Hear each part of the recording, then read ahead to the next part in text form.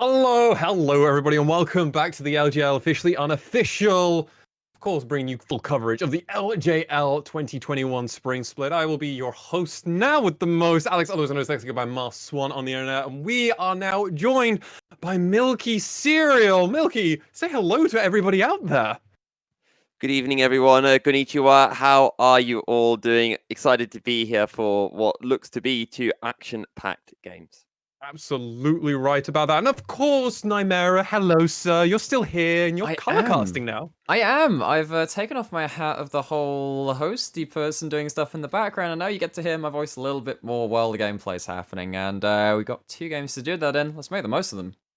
Oh, absolutely. And these 2 games, we could see another team go 2-0, or sadly 0-2, depending on how everything works out. Destination Focus Me have already secured their spot as 2-0. It wasn't flawless, it wasn't in textbook fashion, but now they are 2-0 in that standings. Let's see if anyone else can join them. The first game we're going to be going into, though, is going to be Sengoku Gaming facing off against Rascal Jester, and there's a lot of high hopes coming into this one.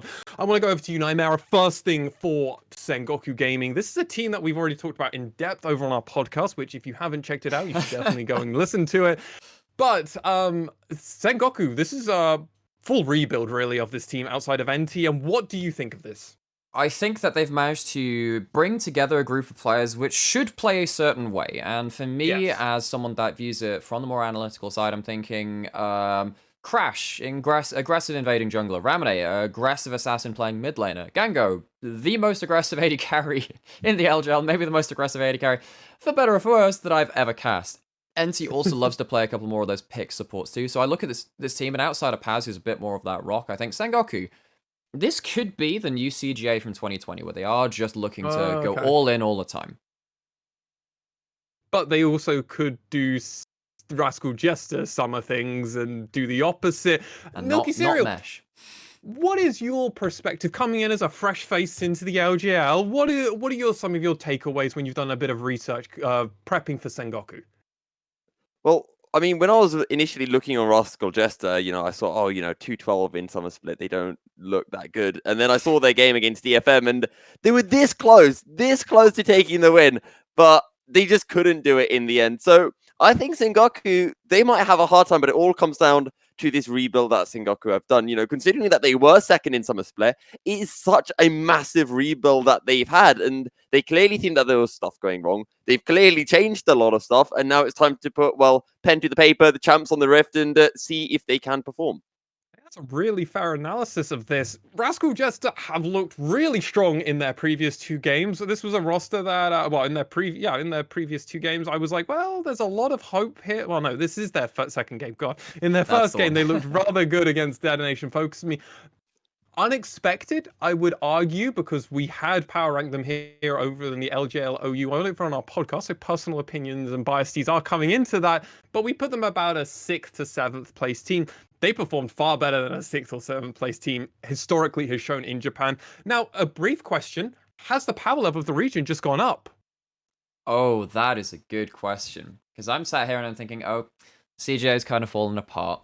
But one of the things we said about summer 2020 was, oh my gosh, with all the changes coming into like some of these teams, if Rascal, if the Hawks have gotten better, but we've lost Rascal Jester in this star lineup, which did things differently to the other teams.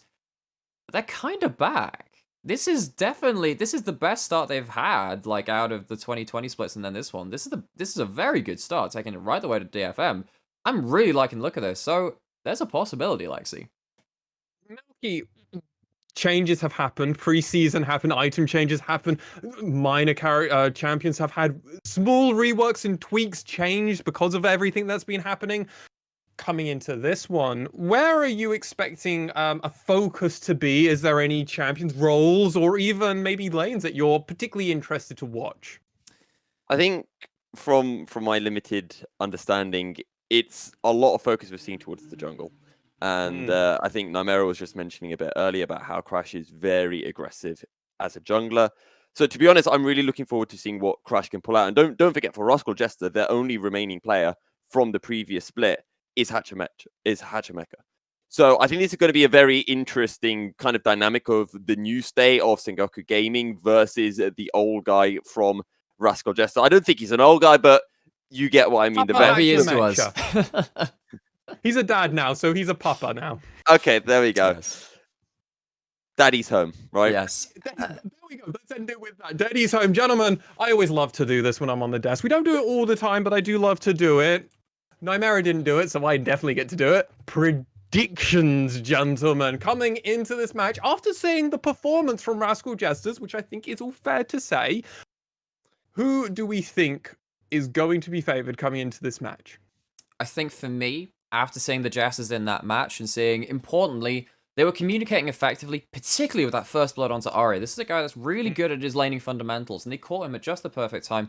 And that shows that they are communicating in effective ways, and the fact that they were, alongside that, in strong individual performances too, this signals well for Rascal Jesters coming fast out of the gates. And Sengoku, we don't know how they're playing yet, and there's a lot of moving parts there, whereas Rascal Jester, I think we've already seen them on a good upswing. Yeah, Milky, same question over to you.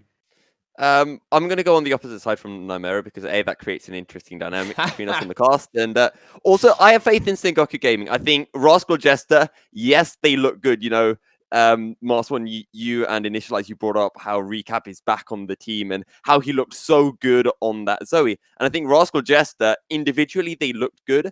But they just had that issue when it came to closing out the game, working around some of the objectives when things were looking a little bit even. And I think for Sengoku Gaming, again, as I mentioned, second seed from summer 2020, this is a big rebrand or a big change in the roster that they've had to do. And if it isn't successful, that is a huge, huge blow. So I don't think this is going to be a case of, hey, it's a lot of new faces in. Will they be able to synergize? I'm very faithful that they will be able to synergize. And I think I'm not saying that in the long run they'll be better than Rascal Jester. I think Rascal Jester needed time to be able to work together, to synergize. And I think that maybe they could even go on to win the split. But I think right now, I think Sengoku Gaming will take this. Okay, Sengoku Gaming favored. You're in good hands. A lot of other analysts around the world have predicted good things from Sengoku Gaming, so we'll have to see that. Kanatu is going, maybe having the worst week to debut on. Ebi in his first game, and then the world's participant Paz in his second game. Kanatu's going to have it. All the analysts are split. I believe my prediction that I wrote down was Sengoku, so I'm going to stick with my predictions, and I think it's about time, as we are a blast from the past, to go into that champ select. Gentlemen, take it away. All right then, Nymera.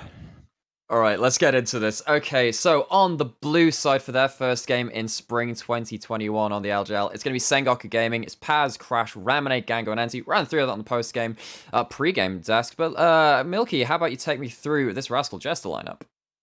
Yeah, so obviously you've got Kinatu coming in, Hajimeka, as we mentioned, that only stay from 2020. Recap in the mid lane, we saw him earlier today, absolutely popping off on the Zoe, and then Sol and Secret in the bottom side of the map. And I think you mentioned it a little bit in the post-game analysis. Sol and Secret, this Korean duo, and they did work together pretty well in that game against DFF. I agree. Yeah, absolutely.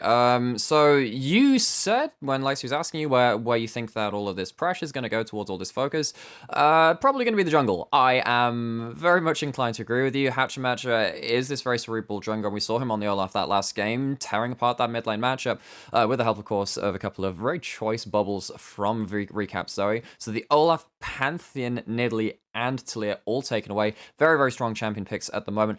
And then a little bit of respect down to that bot lane with the Aphelios too. Yeah, and three of those jungle picks we have seen early today. We saw the Nidalee in the DFM versus V3 game. I think we've seen the Olaf as well in that game. It was Nidalee versus Olaf. And then, of course, the Talia, and maybe a little bit of PTSD coming in for Hachimeka and for Rascal Jesters there. Maybe just a tad. But I don't think Rascal Jester should be coming in too distraught from that last game. They showed a lot of good stuff. Okay, so we're hovering over the Samira first pick. There is still the Kaiser available. I tend to prefer that if you're going to pick an AD carry, because it just it combos so well with the heavy dive focus the meta just tends to have right now. Instead, it's going to be that Graves AD carry jungler for Crash, Sengoku's jungler from last year, Blank, who's now gone on to KT Rolston, was of course an ex-world champion, used to be a massive player of that Graves pick. So for Sengoku and at least their coaching staff, returns to a bit of that 2020 normality. Yeah, and with these Graves getting picked up, I want to go back to that kind of line that you mentioned about Crush being this early aggressive jungler. And I want to see if he will be able to have that utility from his solo laners, that lane pressure, to be able to move in with this Graves onto what is the Lilia pickup. And Zach being hovered, well, this would make things very interesting. It would do. We don't have Whippo playing that in top lane over here in the LJL, unfortunately not. The thing is though, like as soon as the Graves was locked in, production was like, oh, Lilia's still open, and then just quickly deleted it as Lilia was immediately locked in, so good call on that one. The Orianna's locked in, that's much more standard than something like a Zac top lane. It's just par for the course, doesn't really lose any lanes, always has value, always has a place in the modern League of Legends meta in this season 11. So I have to see what Ramonate is going to pick up into that Orianna. Of course, there are some picks which can throw it around. Maybe we're looking at something like, I mean, if it was the Seraphine, that would be pretty interesting to see. But because the Orianna can't always bully out that pick as well as you might want to because of the range on stuff like that Q. Instead, Samira is the combo. It's a kill lane in the bot lane. Lots of CC, lots of chance for Gango to pop off. Yeah, and I am very interested to see how Rascal Jester want to answer this. We've seen already Sol picking up the Kai'Sa, and we know how strong Kai'Sa is. But then again, you've got this Samira, which, you know, deletes any form of incoming projectile, and that goes for the bowling ball from the Lilia, you know, the command attack from the Orianna, and the Void Seeker from the Kai'Sa. But Kai'Sa being hovered, and it is locked in. It is locked in. So one of the good things about Kai'Sa is that you can ult out of Rel's ult. I mean, it's hard to get out of that little gravity field thing, but I'm pretty sure you can Kai'Sa ult outside of that. So if you're diving in really deep with 3 very low-range pop-off champions in terms of the Rel trying to get all that CC and then Samir and Grace bring out the damage, if you do that into a Lilia ult, you do that into an Orianna ball, things go very badly very, very quickly. So Rascal Jester already setting up pretty well for the whole disengage angle they could be playing with this, and they're removing some of the more choice engage picks from that top lane and that Camille, which Paz has been known to play. And the thing that I do want to bring up as well is something that we always generally talk about, you know, long range engage and short range engage. And you have got the likes of this Lilia with that bowling ball to be able to find that long range engage if it can connect. You know, the Kai'Sa can follow up from a really far distance as well. But I feel that there is a bit more of a need of, you know, a bit of a tank. We might be getting that here now with an R. Mighty also has a strong laning phase, you know, across the world there have been conversations about is Gnar a good pick. What he does do is have a good laning phase, and it's probably the best blind pick top laner right now. You can pick stuff like Renex and Aatrox, and they do have much more hard counters, whereas Gnar, you can pick stuff like the Jace into it. Paz is not really a Jace player. He's the guy that plays stuff like the Ornn. He plays the Aatrox and stuff like that. He does, however, play Gangplank. Now, this is much more of a skill matchup, one which can be bullied around by that pirate in the top lane. And the other thing to remember as well, this means that Paz can just stay in the lane. I mean, we're seeing Rascal Jester, they're picking the nice, they're saying, we want to play the split push. And Paz just says, okay, you want to play split push? I'll play Gangplank. I'll just drop down this cannon barrage on the other side of the map. What are you going to do now, Kanatu? Okay, right. So we saw the Yone hover from Ramonade, but it's going to be a bit more flex into that magic damage. It's going to be the LeBlanc returning for Ramonade, which is historically his best ever champion. I'm not sure entirely on the full stats, but Ramonade, on the wins that he did pick up when he was playing on the Hawks last year, a lot of them were on that LeBlanc. I don't think it's great in the meta, but I think for the player, might be the best thing that they could have picked. I think also another good pick is you're looking at the side of Rascal Jester. They've got 3 squishies, and you know that they're going to pick an Enchanter support as well to go into this rel. To be honest, I was thinking the Seraphine was open, the Soraka was open as well. They've gone for the Rakan. This LeBlanc, if she can get onto the backline, and that even includes the Gnar when he's in mini Gnar format, she can blow up any member of Rascal Jester. So an Assassin, not necessarily a terrible pick in these circumstances. Not necessarily. You can get bullied around pretty hard by the likes of Orianna nowadays, and Kai'Sa also pretty good versus the LeBlanc too, because if you jump forward and try and get a poke off and one single auto lands from Kai'Sa, she can just ult you back to your platform and just follow you around. And given how strong Kai'Sa's burst damage has been in the last couple of patches and stuff like that, you really lose out on that damage trade. You need to get ahead of the curve, otherwise LeBlanc is going to be that 300 gold pinata. Yeah, and again, for both teams, it's just so squishy. I mean, when you look at the tanks for either team, you've got Kinatsu on the Gnar, you've got NT on this rel. But the backline is just so squishy. And it's a case of if anyone can get onto that other backline, I feel like whoever's first to the punch will end up taking the fight. And I don't know if you agree with that sentiment, Nightmare.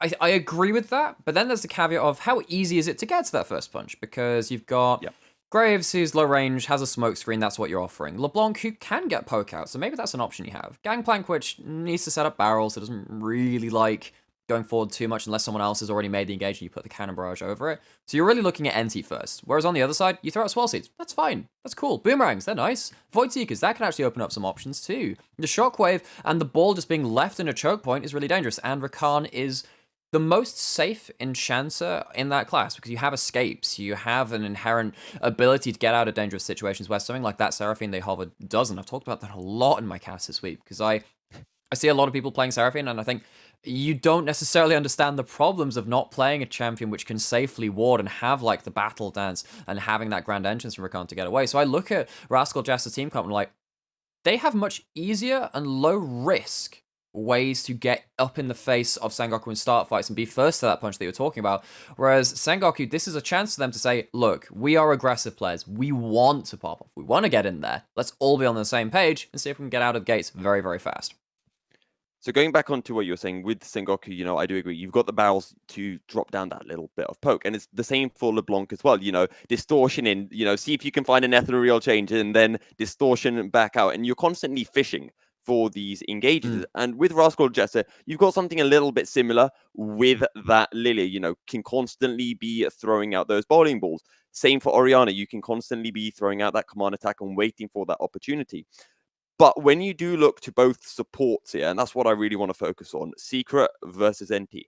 NT's on the Rel, and the way I've always understood Rel is when she goes in and when she, smacks her head on her keyboard and says, right, this is the moment I go in, she used everything. It is a huge and a massively powerful engage, but you have to use everything. And if it doesn't work out, maybe you can get out, maybe you can't. But everything is now on cooldown. So you have to make sure that works. With Rakan, though, you can go in with that grand entrance. But then if you think, hang on, this one might not work. Maybe I don't want to use a quickness. As you mentioned, you can battle dance back out and you still have the option to go in again. But when you do pull the trigger on Rakan, it's all in. And I think one of the big things is the fact that we will be seeing this Rel with that Magnet Storm can potentially cancel that Rakan engage, can potentially buy time to prevent that all-in engage from Rascal Jester. But you know what that depends on? Having information. What happens if you lose priority because the gangplank's getting shoved in by the Nard? That's something we can go the other way too. What happens if the LeBlanc doesn't find a good sideline matchup? Then you don't get that vision. Rakan comes in from around the fog of war, gets right into your backlink. You don't cancel it. You don't really get to say no at that point. You just get blown up by the likes of the follow-up of something like a Swirl Seed into the ultimate coming in from Hatch and Mecha. And the Shockwave too. Kaiser is one of the best follow-up AD carries in the game too. So I'm looking at this and thinking, while that interaction between the two supports is very, very important, the context of how that's going to unfold during this game is doubly so. Yeah. And I think, this goes for pretty much every single game of League that one can cast. I mean, maybe not all of them. Some you can get complete draft kingdoms and you say, okay, Team A or Team B has a clear advantage. But I think we're both kind of agreeing here that Rascal Jester have the better comp. They've got better access into the backline. We haven't even talked about the Gnar hop and the Gnar crunch yet. But at the end of the day, it's all going to come down to execution. I agree. Yeah, no, I totally agree with that because there's so many moving parts, and we used that a lot on day one of the broadcast. It's like, oh, there's so much changed, so many things which maybe pull teams in games in different directions. We do have beta level 1 priority being gained by Sengoku's botlane and Gango and NC. This duo both found success on various teams, particularly, well, NC more in spring on the Sengoku team. Gango, though, had a really wonderful time in summer. Ended up popping off more than he failed. Fortunately, they'd ended up falling off a little bit towards the end of the split. Fell in the playoffs of summer. They didn't manage to get up to that finals, and that was when V3, of course, took that split.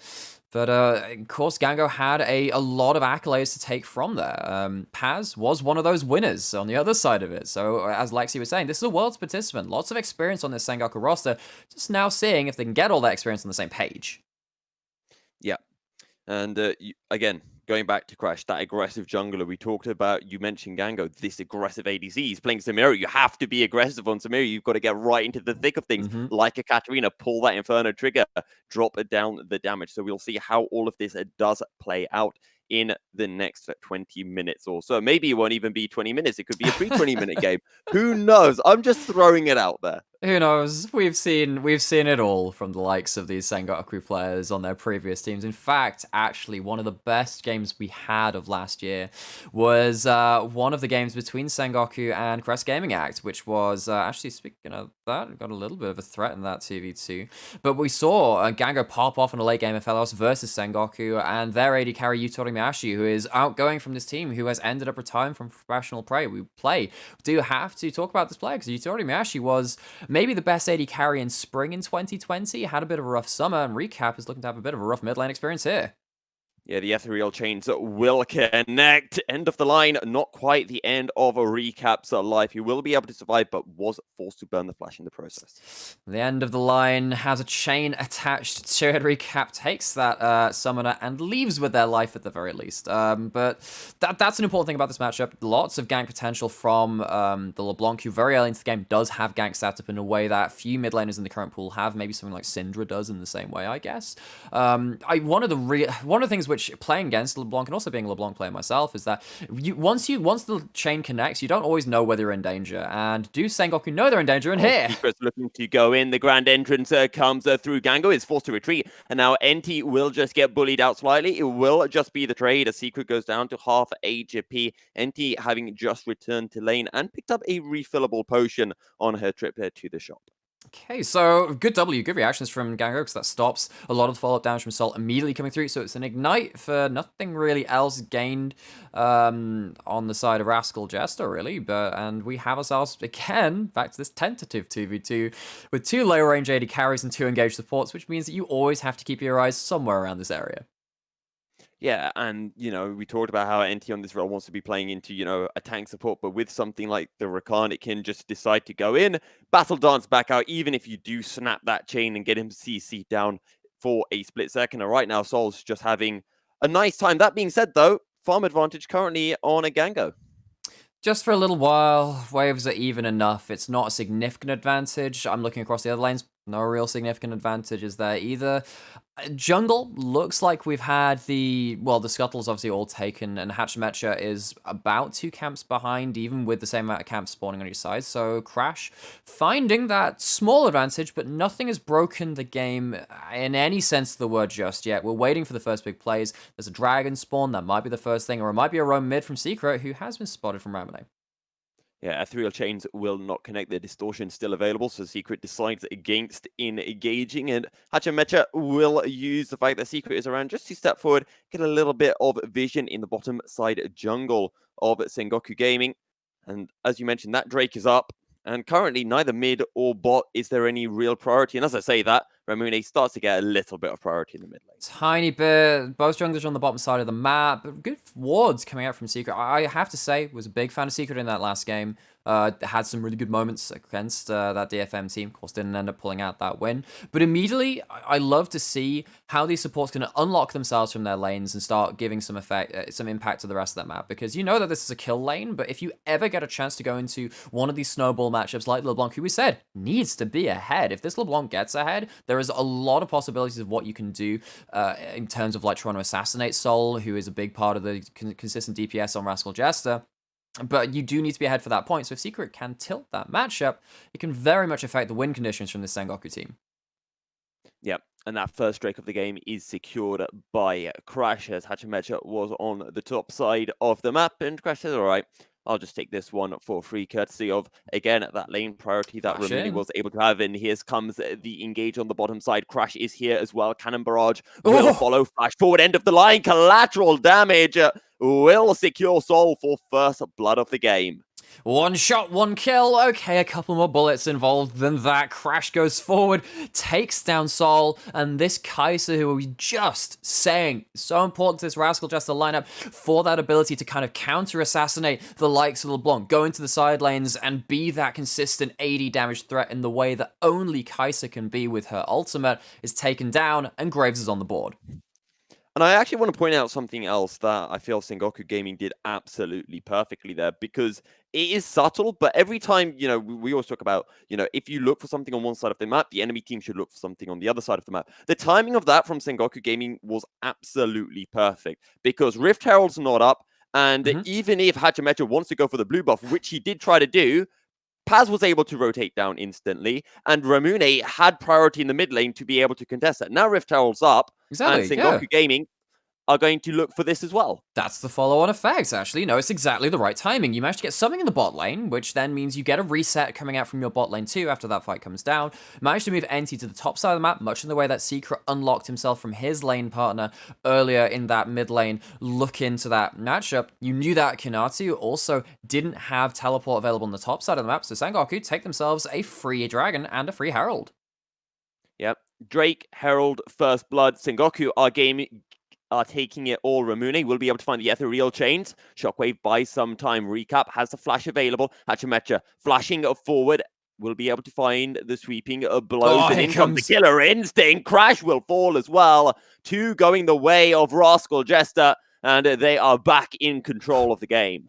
What we were saying about that DFM game looked like the communication was pretty good for Rascal Jesters. Once again, they find themselves the correct areas of the map to be playing in. Secret turns up, Hachimecha turns up. Might be an old man to some people, not to us. He is going to show us that pathing mechanics and the cerebral play he has been so famous for across his career. Gets 2 kills in very quick succession and gets themselves on the board, much like Graves did earlier. And now the grand entrance coming through. It's a 2v2, but Sol is going to be turning up very shortly. That being said, Rascal Jester, they don't want to take any further engage. At least they blew the Samira ultimate. Oh wait, there's no cooldown on that. Gango gets a lot of damage, gets out free. It's going to keep healing up off the wave. And we're going to go into a replay of what happened again in that mid lane. Big convergence of multiple members across the map. Importantly, both members of the Rascal Jester's bot lane ended up roaming early. Ramune uses that Mimic to get a second chain because the first one misses, and then Hachimecha has to come in to, comes in on the other side of it to punish the overstay of this team. Sengoku tried to take down the Orianna, it didn't work out cleanly enough, and now we've got to find the bot lane. Yeah, and I'm not quite sure what has caused this, but Sengoku Gaming take the kill. 3 members on the bottom side. Ramune was here as well. Secret now being forced to run. Entry does not have that Magnet Storm available. Used it in the initial engage, and that's twice now that Sol has fallen. And in the mid lane, getting a bit of a trade. Ramune jumping back to the distortion. Will get poked out. And the Shockwave, well, that's a shock because it does not land. The Gnar ultimate coming through on the top side, and Paz in a sticky situation. This will just be a 1v1 as the Rift Herald takes the first turret of the game on the bottom side of the map. Meanwhile, Paz on a bit of a run, able to get himself out of Kinatsu's clutches. So, couple of oopsies across the board, and we have ourselves now 2,000 gold lead to Sengoku at 10 minutes in. That's a big lead, because you think, okay, you've got this amount of gold. You've got about 18,000 to 16,000. That's about a 10% gold lead, if you think about it in that sense, right? You look at it and you think, right, okay, so Sengoku right now have about 20% more gold to spend on all the stats that you can get from that item shop, but Rascal Jesters don't care about the stats. They care about them having themselves a numbers advantage somewhere on the map, and this jungle support duo seems to be linking up relatively well, as they had a look into Paz, but choose not to go for it. Yeah, I also want to bring up, again, going back to Crash, you talked about how he was this aggressive jungler. He's been looking towards the bottom side so much, he's been able to find 2 kills onto Sol, and, Kleist is the big pick right now that everyone's talking about this monster of an ADC, and Crash is doing a fantastic job of keeping Sol behind. And to the credit of the bot lane too, Gango's found himself a 25 CS lead, found himself some more CS across the map. I mean, of course, okay, Orianna does manage to get that blue buff, even though there's a potential steal coming through. Now we have to see what's going to happen around this dragon, because you have a Mythic on 180 carry, and we are left with components onto Sol's Kai'Sa. That shield bow, with that shield, very important. Gango has the chance to pop off like we know this champion can in the best of situations.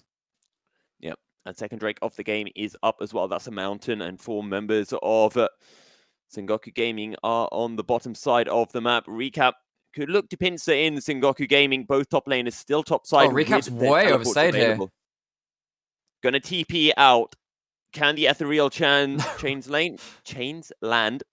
The answer is no. So teleport away. Recap now doesn't have a teleport to come back in for this Drake fight, but is in the mid Flash lane. She can in. just walk down, flash in. There comes the Magnet Storm. Look how quickly Secret gets burnt down. 2 TPs now coming in. Kinatsu on the back end of Sengoku Gaming, but he's not going to be able to actually make his way in, as the bowling ball will not be able to connect. Sengoku Gaming make their way now towards the Drake. And can Rascal Jester contest this? Look at Enti waiting for the perfect time to go in. Has the Hex Flash. Will Hex Flash over the Drake pit wall, as Crash will just secure this Drake. Ethereal Chains connecting onto Recap. Surely there won't be a further engage as the Distortion back out. So, Rascal Jesters, they lose one man, they lose the dragon, they push in mid lane, but Sengoku used a lot of different ultimates there. They couldn't follow onto any kind of engage after that point, and Rascal Jester, I wonder, with Shockwave available, with Lilting Lullaby available, and only their support of Secret dying, a lot of their DPS alive, whether they could have followed on for a bit stronger of a fight. In fact, they have those cooldowns still, and they're going over the wall to blue buff. Yeah, look at Recap. It lands the Shockwave. Surely that'll be the kill. And indeed it is. Paz will get taken down. His first death of 2021. 3 kills to 3 now in the game.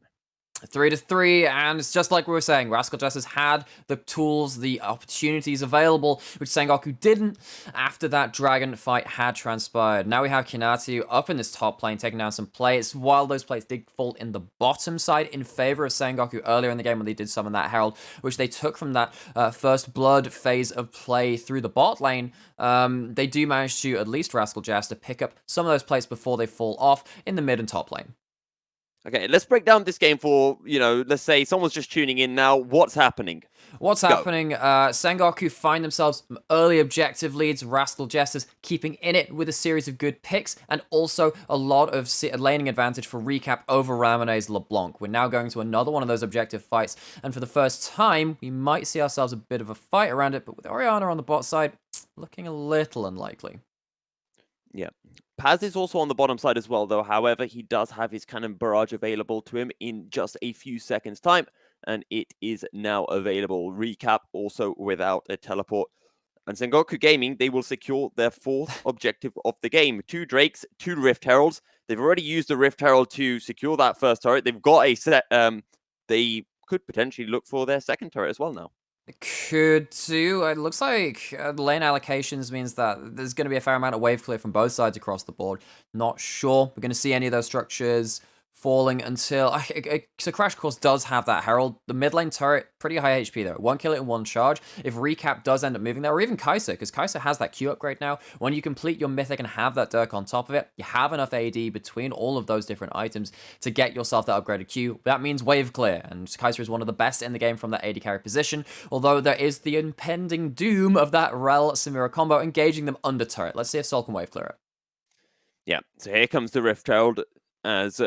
Sengoku Gaming look to break open the mid lane, and while Shelly will take down some of the HP bar, it won't quite be enough to secure that second tower of the game. So Sengoku will just have to be content with... Yeah, case in point, really. It's case in point. Ramen'd rather push in the top lane, and he kinda has to, because he's 30 CS behind onto Recap's Orianna, not getting those leads that they really needed. Has Merc Treads. That's not Sork Pen Boots. That's not getting ahead. That's not feeling confident in this game. And don't get me wrong, you kind of need it versus the AP mid-jungle, and maybe versus some of the magic damage coming in from the Gnar too. He's just bullying this LeBlanc around. Good little sidestep as well to avoid the rock throw. But Ramune just kind of getting bullied, as you mentioned, no matter where he goes. Recap, 40 CS nearly ahead of his mid lane counterpart.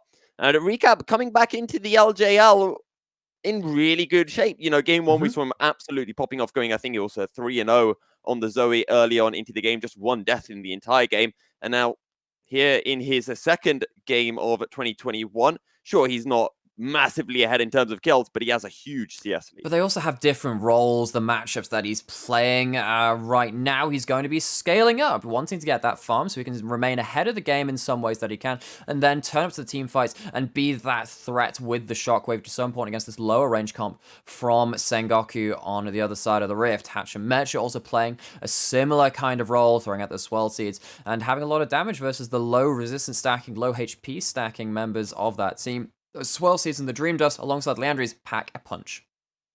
Yep. Something else I want to bring up is that right now for Rascal Jester, they have 4 mythics, and there are only 2 mythics right now for the side of Sengoku Gaming. Yeah. big thing, and we've got a Drake spawning in under 30 seconds. This could be the chance for Rascal Jester to get back into this game and pick up a Drake of their own. Could be, of course, one of those champions without the Mythic is the Gangplank, gone for the Essence Reaver first two, going towards the Immortal Shield by second. This is the full crit Sheen build from Paz's Gangplank, because, of course, when you've got yourself that Triforce, or, of course, there's Divine Sunder as well, you don't get that same critical strike chance or much of that ability haste compared to the Essence Reaver as you do compared to the duo item that he will be getting on the more AD carry build, I guess, for the Gangplank. But it is right, though, you don't get that shield, and we haven't engaged. Oh, there's a lifting lullaby. The Graves will try to quicker draw away, but there comes the Grand Entrance. Killer Instinct, and a crash is deleted off the face of the rift. A TP now coming in from Sengoku Gaming as Paz are looking to join the fight, but it is a 4v5. That being said, we've seen 4v5s being won by the 4. Mostly, we saw that last game from Detonation Focus Me, and can Sengoku Gaming find something similar? Over the wall goes Ramune, not going to be able to steal it as it is secured by Soul, and Rascal Jester could potentially look for more as Gango forced to retreat. So, a kill and a Drake going the way of Rascal Jester. Crash and burn. Sengoku lose their jungler, can't have that smite available for the objective fight, and they don't feel confident enough in an engage afterwards. One of the great things about this Rakan versus the Samira, one of the reasons it was locked in, probably over the Seraphine too, is that you get to be your own projectile. That W from the Samira can't end up blocking that engage, and we see the engage coming onto Crash. The sleep comes through, so does the quickness. You just don't get away from this engage from the side of Rascal Jester. And what did we talk about in Pix and Bans Nightmare? The long-range engage from Rascal Jester. You've got that bowling ball. I mean, the bowling ball didn't even hit the Graves. It hit the Scuttle Crab and it bounced onto the Graves. Graves used everything. He tried to quick draw away. He used the collateral damage. He flashed. He did everything. But it doesn't matter. The Sleepies are dropped. Kaisa able to kill her instinct in. Rakan just so easily able to battle dance a Grand Entrance in as well. And there's just no way for Sengoku Gaming to be able to match that. And once that CC connects, once Rascal Jester unleash everything, it's always going to be at the very least one kill. They're not Team Rocket, but Rascal Jester popping off once again. Their follow-up is really good in this comp. We talked about that right from the off. Kaisa, the best follow-up AD carry in the game, has range with that ultimate. Now getting up to that second level of that Killer Instinct, so important. And if you do end up getting to a level 16 Kaisa at points, you just end up flying into side lane plays from absolutely unexpected points, and that will be something that Sengoku will have to keep tabs on as the game does progress, because their side of it makes it much harder to follow up. Rel has some decent in-ring range when you do have that flash, but the question is, can everyone do that within a timely enough window to make sure that you don't end up going in one by one and feeding people into the maw of this DPS machine of this Kaiser and the Orianna? Currently, the gold is dead even. Baron is up. Whether either teams will play around it, we will have to wait and see. Currently, well, actually, most of Rascal Jester are deathless, with the exception of Sol, due to the amount of focus that Crash put into that bottom lane earlier on. And right now, Sengoku Gaming will secure their second turret of the game on the top side of the map, as Paz needs to be careful here because he's all on his own. All on his own, and Sol has 2 items. The Collector is a very scary thing, and if you look over on the other side, who's building armor? Well, there's Lucidity Boots on the gangplank, Merc Treads on the mid lane, and there's basically nothing outside of the rel. Sure, True Grit on Graves does end up helping. That lethality coming in from that second item, and just the mixed damage of Kaisa coming in already, means that Sol is going to be assassinating those members in the way that Ramune really wishes he could right now, but only, well, a full item behind Sol's Kaisa, if you look at the disparity there. I mean, it's in different roles. It means that Sol is very far ahead of the DPS check curve. Yeah, and again, going back to Sengoku Gaming and their composition, it is, again, really late game scaling. You've got Paz, who's not going to be a threat until probably over 30 minutes, and same for Ramune right now. I mean, yes, he's got that Illudens, and maybe that'll be enough to chip away at the health bars, but I feel not more than that. And for Sengoku Gaming, they need this huge all-in where NT can really thrive on the rel. And if Rascal Jester do not group up, if they don't all clump up in one spot, whenever NT pulls that engage, Rascal Jester just need to wait a second. and then just turn it all back around with that Rakan counter engage. For sure, absolutely. And they had the counter engage from multiple sources too. If it's not the Rakan, it's the Shockwave, it's the Lilia ultimate, or of course the Gnar itself. There are plenty of ways that Rascal Jester can play this team fight, where it seems like Sengoku have more limited options. And that's going to be difficult because when you have limited options, you become telegraphed. And intelligent professional players will say, okay, you can only engage in like 2 ways right now. I'm just going to make sure I keep an eye out for those and have an appropriate counter in place. Of course, they have plenty of tools to do that too. Okay, now one thing Sengoku Gaming can do is what they're doing right now, which is establishing a little bit of vision in the river and then forcing Rascal Jester to come to them to fight over this Ocean Drake. And of course, it is that Ocean Rifts have 2 dragons inside of Sengoku, but they didn't get that third. They lost Crash early into that fight. They need to secure this to get themselves onto that soul point. If they were to get soul, you have to think that, yeah, they do have a much more large advantage in those team fights. But as it stands right now, Rascal Jester have the options. Yeah, and Sengoku Gaming are doing their absolute best to prevent any chance of Rascal Jester entering in the river. Look at the TP coming in. That's going to be Ramane. Can he find the damage onto Soul? Can he find the damage onto Recap? He might just look for Hachamacha and take out the jungler.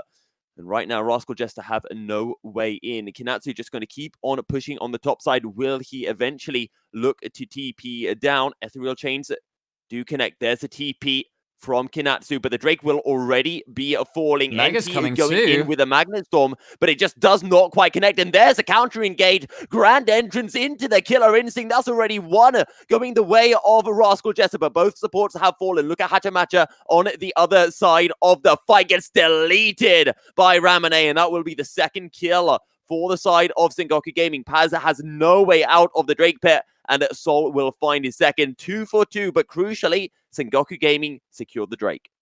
Rascal Jester have all these options. They can put the ball down. They can have all this disengage. If things are within a certain range of directions they can cover, if you make the fight omnidirectional, split it up, have mobility between Samira and the LeBlanc, Sengoku can thrive in that situation. And that's what happens. Let's have a look. We've got the ball on top of Secret at the start of this fight, and the Cannon Barrage does a decent job of trying to funnel Rascal Jester in and split them into different directions. I was really worried at this point because I'm looking at this thinking, oh, that's a Gnar coming in. But the Shockwave doesn't catch, of course, the Samira. Crash is still free-firing, and Ramane is duking it out with the jungler and just managed to get away from her skill shots while hitting enough of his own to win that 1v1 to make it into an even trade of kills between everyone involved, and then, of course, getting the dragon on top of that too for the side of Sengoku. Soul point now to the blue team.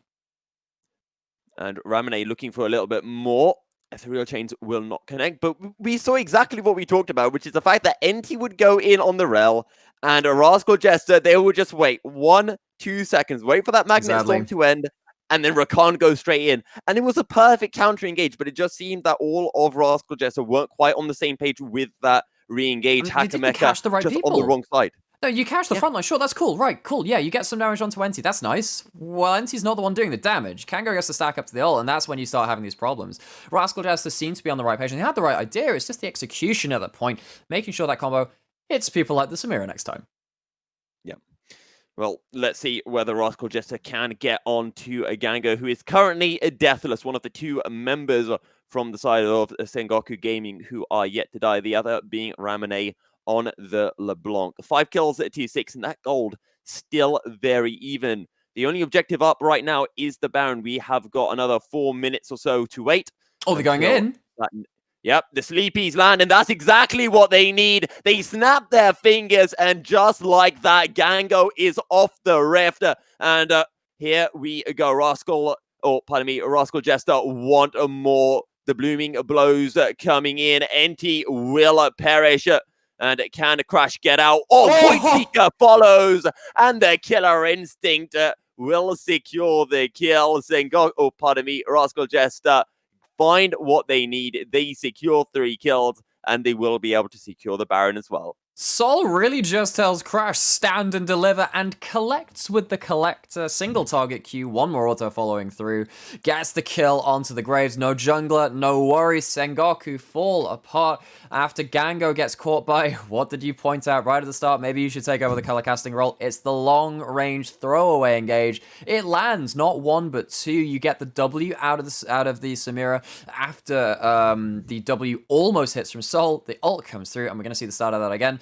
Should have waited until I had it on screen to make sure I was really right. Of course, Hachimecha finds it in a blind Swellsea coming through, but you can't block that sleep. Actually, you actually can. It is technically a projectile. You can block that if you W it at the right time, but they have to W too many things. The CC comes through. Sengoku 2 split in their own right this time. The phalanx of Rascal Jester forms up, and we saw what happens next. They get ran down.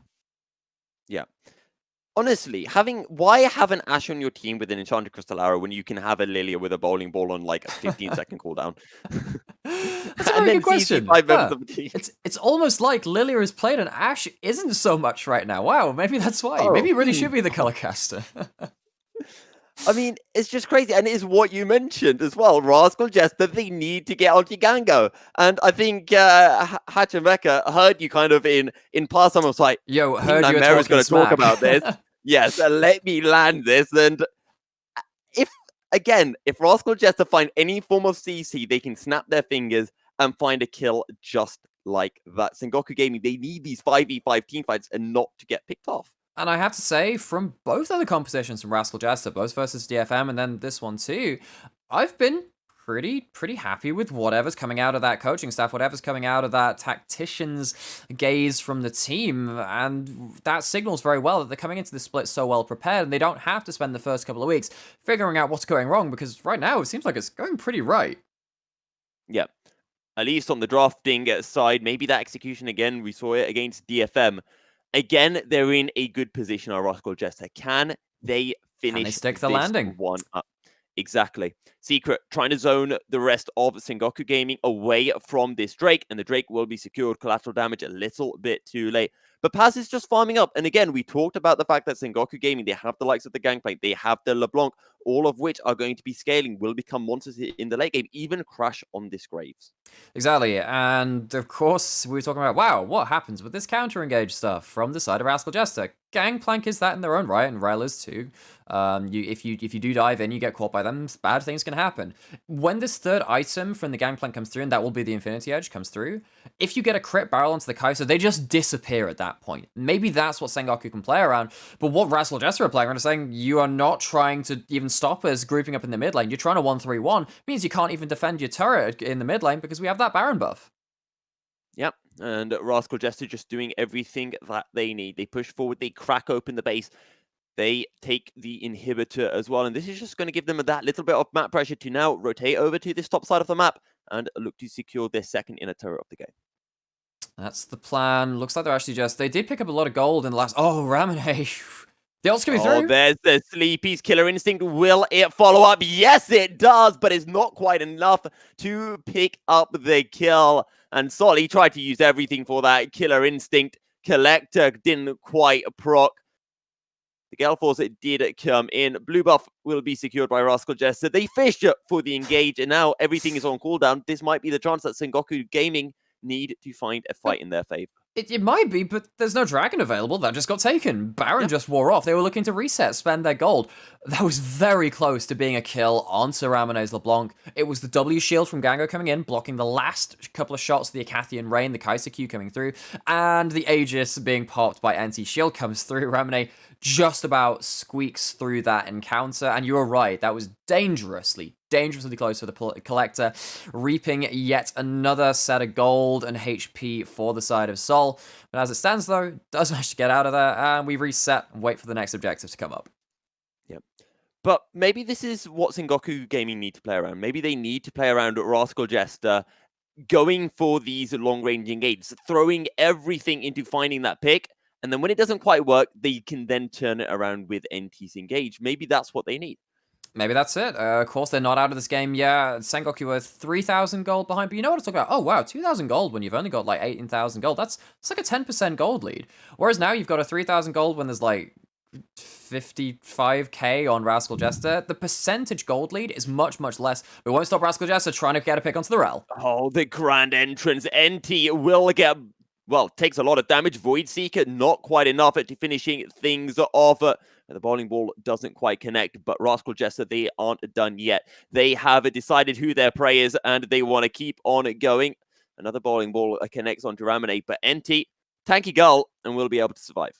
restraint showed from Rascal Jester. They could have flashed over, got a couple more autos in, maybe that gets the kill. Of course, the Collector is still there. We keep talking about that. Executing those low health targets is pretty powerful in these damage calculations, which get a little close to the wire. On the other side of the map, looks like Rascal Jester was saying, let's maybe not risk the chance of dying 30 seconds to Baron, while Kanatu is also on the other side of the map split pushing and doing really well in this matchup versus the Gangplank. It's not like Paz has popped off in this individual matchup, and now Ramune is in a bit of danger. Sol walking over Vision, but trying to maybe go for it. Yeah, distortion away will buy Ramune enough space. But again, as you mentioned, that Baron is spawning. You've now got 2 Ocean Drakes on the side of Rascal Jester, and those are starting to stack up, and it just gives that little bit more healing for when we do eventually get these extended fights. Bowling Ball connects. Will there be the lifting lullaby? The teleports are coming in. Grand entrance, a double flash, but the quickness comes in to CC to make that a third NT down to half HP as Hakamaka goes golden, will fall down. The shockwave is huge, but Secret will fall, and now Sengoku Gaming look to turn things around. Recap is low, but the Na in Kinatsu finds one, hops forward, throws out the boomerang, gets slow onto Ramune, and it will be 3 kills for 2 as Rascal Jester, they find the advantage, and now they might look for something a little bit crazy and look to end this one. Well, I mean, you've got the Graves without ult, and Ramune who has to wave clear with his face. If you walk into this Orianna, this is very, very dangerous. Distortion. Recap goes golden. Ramune needs to find another engage. Killer Instinct! And the Graves is deleted. Ramune tried to get on the Orianna. Will be able to find the kill, but gets it taken down. Is a 2-man squad of Rascal Jester. Onto the final Nexus turret. They will take it down. NT can't do anything. 6 seconds until Gangplank's up. And Rascal Jester will secure the win on their second game of the day. The Rascal Jester seize the day, Carpe Diem, and they seize the game. Really well played in the last couple of minutes, understanding where they could be in those fights, how they could win them. Kanatsu on his second game against Paz said it was going to be a bit of a trial by fire. Gangplank's passive too, isn't that very appropriate, but comes out with a triple kill in that last fight. Rascal Jester in their first week go 1-1. Yeah. 2 brand new teams coming in, and this time it was Rascal Jester who took the win. We're going to be heading into a short break, and when we're back, Musk1 will be joining us on the analyst desk as we break down the game.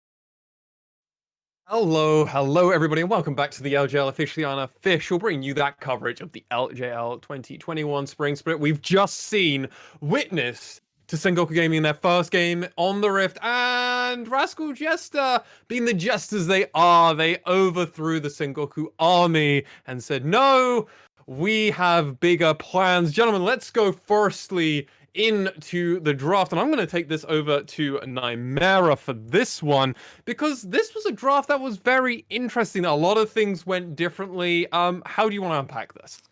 I mean, the first point I'm actually going to do, I'm going to steal from Milky, because turns out there he's got he's got a good head screwed onto those shoulders. That's why we brought him on. Rascal Jester managed to not just have like the range advantage in terms of the damage they can put out, it's also in terms of the engage they can put out. You look at the Swell Seeds coming through, the Oriana Ball, and of course the Rakan being available too. There were multiple times during that game where from the draft you look at like there was a really good pick onto Gango in the late stage of that game, around about their that one river wall on their side where he gets hit by 2 skill shots. That's it. The engage comes through and their Samira ends up dying. Really like what Rascal Jester had on both defensive and those non-committal offensive capabilities that their team managed to put together. The Rascal Jester, they figured everything out for their draft. They reacted accordingly. Milky, on the opposite side, Sengoku, their draft was bit different, to put the least. Yeah, and I mean, I think Nymera called it. He didn't like the LeBlanc pick. I was very excited to see a LeBlanc. I mean, to me, I saw lots of squishy members. I saw all their headlines: LeBlanc into the backline, 1 distortion pentakill. But that's not what happened. Ramane couldn't find a way to get up. It was Crash who had a few kills, and Sengoku just didn't really have a way to snowball it. Yes, they got those first few early Drakes, but I feel like one of the things that we kind of wanted to talk about in this was, you know, Sengoku Gaming did what Rascal Jester did against Detonation Focus Me. And is this a case of, you know, new team and them not being able to synergize well and not being able to close that game? But I kind of want to throw that to something else. Is it a case of them not synergizing, them not knowing how to close out? Or is it just them being in a situation where if you're playing against a Lilia who is throwing out a bowling ball every 10 seconds, eventually one of them's going to hit you. And when it does, you're going to die. So it will hit, yes. Yeah. It will, just mathematically, if you throw 100 of them out, at some point on Summoner's Rift, one of them will hit. The problem for Sengoku, as you already identified, was that they had this early game victory. They got the first 4 objectives, as you said on cast. They had control of the map. They had a gold lead of about 1 or 2k, which Nymera towards the end of the cast was saying, well, when the gold lead mattered, they had it. And then when it didn't matter, Rascal Jester had it. And Rascal Jester still understood how to play this game. Nymera, the Sengoku early game control, the conversion from early game to mid game was not clean. It wasn't, because, I mean, again, touching on the Sengoku early game thing, I mean, I think that Crash and NC played pretty well as a duo. We saw that first blood, kill into the first turret, and then managing to rotate the round into a dragon, into a herald, and all this stuff. Cool, great stuff. They get the second herald too. Right, 4 neutral objectives in a row. Then it got to the point where everyone started turning up to the dragons. It wasn't a pick going into them. They didn't really manage to get enough damage down or a lead onto someone like the LeBlanc. In fact, the one time they tried to, they went mid lane and they tried to get a chain onto the Oriana. First chain misses, use the Mimic one, the Shockwave comes out. Hachimetra comes in like an absolute rolling thunder, comes in with the huge Lilia roll and turns it in. And it is a rain of hail size, boulder-sized hail, yes. And Rascal Jester from that point, particularly actually on the other side of the rift from I think Secret and Hachimetra did a really good job in the mid game of just making sure that the Rakan and the Lilia were around to make sure that any kind of plucky LeBlanc plays were always going to be stifled. And Sengoku never managed to overcome that. Not really. No, they really struggled. I just want to bring up something as a counter to that, because I'm not denying that Sengoku Gaming made micro errors. Yes, 100% they made micro errors. I think Rascal Jester also made micro errors as well. The question I want to bring up is too human, they say.